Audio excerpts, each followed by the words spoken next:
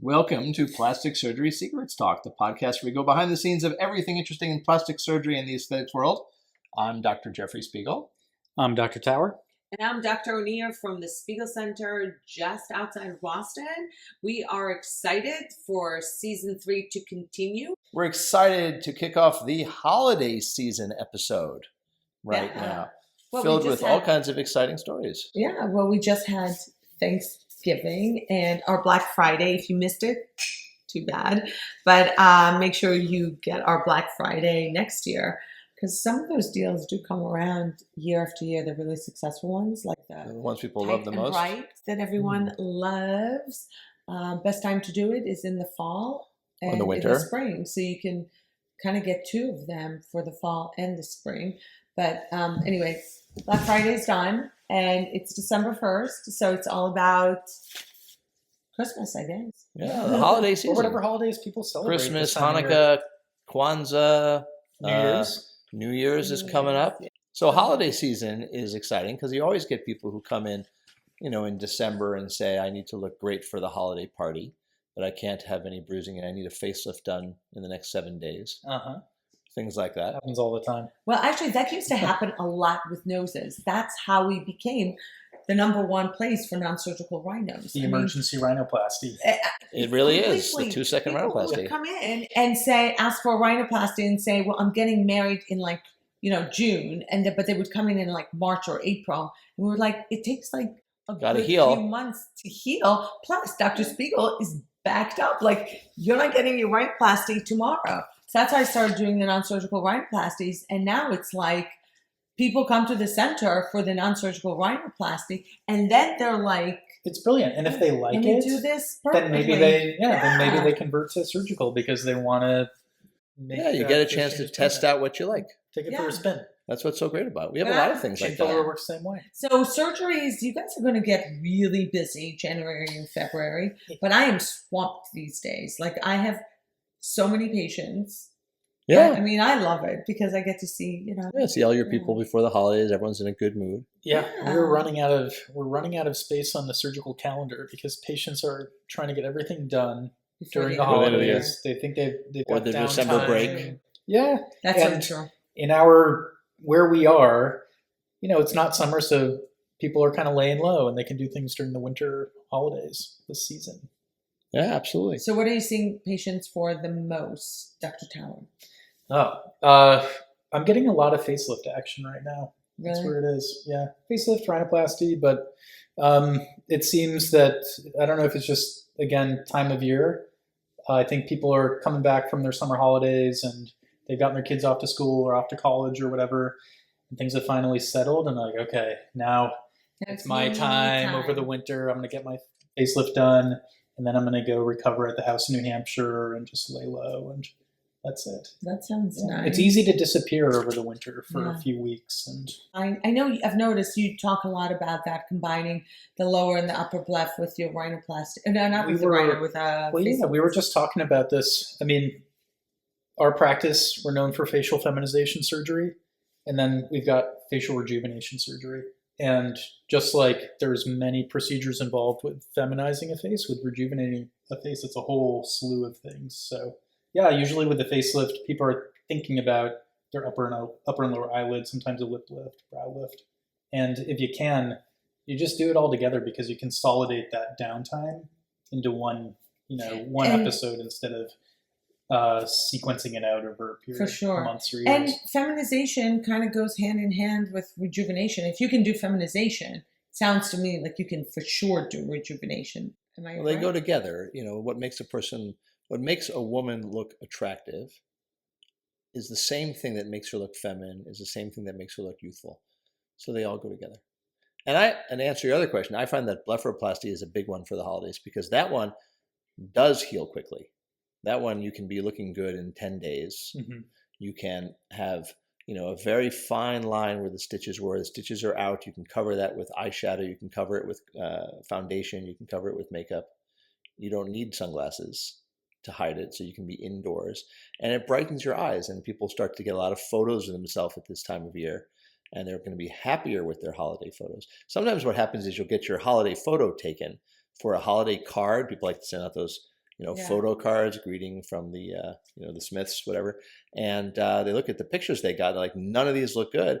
And then they're straining to lift their eyebrows, and straining to lift their eyebrows is creating wrinkles on their forehead, or arched eyebrows if they've gotten some sort of botulinum or Botox. And it's mostly relaxed, but they're working hard. And so eyes are a really, really big one for the holidays, because it's quick. You really can look good in 2 weeks, and it's going to make your photos look good, make you look and feel really great. Yeah. Jeff, do you have any good stories from being on call in the holidays, back from hospital days? Oh, I do. But the thing I remember most about the holidays is that it's a great time to be on call in the hospital. Yes. Christmas Eve. I 100% agree with you. Because people don't come in unless they're actually sick. Yeah. You get fewer, it seems like a good day to go in and ask about my cyst. Yeah, it's like the slowest day of the year. Yeah. The one holiday exception I found was 4th of July, because people are blowing stuff up. Yeah, blowing up their hands and noses and everything. Exactly. Yeah, their eardrums. They get explosions. Yeah, explosions, and rupture their eardrums or something like that. And the other thing that's great about the holidays is that every single nurse's station is a potluck. Oh, that's true. Because all the staff who are stuck working that night bring in a holiday dinner for themselves. So and everyone else. Right? So there's all sorts of great stuff on every floor. Yeah. That's so nice. And nothing's better than warm fried rice in the middle of the night on Christmas Eve. And for New Year's, it's the same phenomenon. New Year's Eve, you'll be so quiet, but you don't necessarily want to be the guy on call New Year's Day, when all of the drunken incidents start cropping up, and whatever injuries they had last night from lighting off fireworks or whatever start winding up in the emergency room. We used to like to happening. I would think that there's more awareness. Oh, there are foolish people at all times. People are going to explode stuff. It's a time-honored American tradition. Okay, there you go. We always liked when we went away for vacations at the end of the year, between Christmas and New Year's. I think flying New Year's Eve is a great time to return, because your pilot wasn't drinking last night. Right? It hasn't happened yet. Yeah. New Year's Day, you've got a lot of hungover staff. Exactly. Well, you know what they say, the two professions that can never have a day off or screw up or any problems is a pilot and a surgeon. That's correct. We have have to have a perfect arrival rate. Zero tolerance for any mishaps. Right. The other great thing about the holidays is we have our holiday party every year at the office, and we always do something different. One year we got a dinner at the big casino here in Boston. Boston has a Las Vegas style casino, and we had a big table there, and lots of. Do that again. I want to go to the casino. Yeah, we should do that one again. It was hard to drive to at rush hour, I'll tell you that much. But it was a great event. We're an hour late to that one. And guys in the casino were coming over to me going, "How come you get to have dinner with 14 women?" Yeah. Just become a plastic surgeon. Yeah, that's how it'll work. Literally, it was so funny. It was so funny. People were shocked by that. Yeah. And then one year we rented a super stretch limousine, and we drove around town in a limousine from restaurant to restaurant. We can't do that anymore. We're too many people. Too many people. Now it'd have to be a Greyhound bus. That one was really great, because remember the Max Brenner? Yeah, we went for dessert. We had chocolate in syringes. Yeah. Oh. Liquid chocolate in syringes, which everybody loved. So good. And everybody loved it. It was ready for us on the tables as we sat down, because we took the limo from one place to the next. So we got some planning to do. But they closed down. The planning is done.